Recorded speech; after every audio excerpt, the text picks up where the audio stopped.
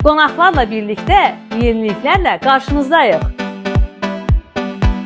Qara çayı əvəzləyici bir seçim olacaq sizlər üçün.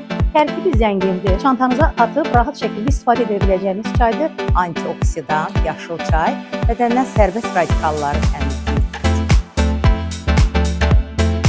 Gözəl dadı var, bitki tərkiblidir.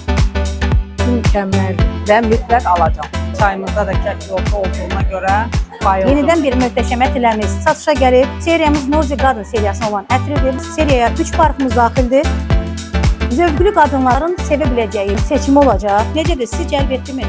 Bəli, çox xoşuma gəldi. Ən əsası da allergik reaksiya vermədi. Zərif ətri sevənlərin yeni, möhtəşəm favori qoxusu.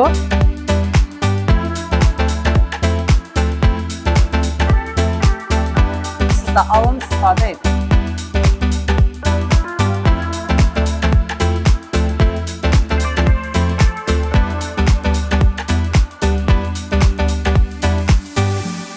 Strukturası çok güzeldi.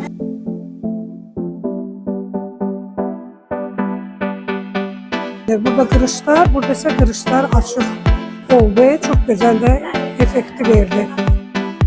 Bugünkü yeni məhsulların təqdimatından sonra sizin fikirlərinizi bilmək istəyirdim.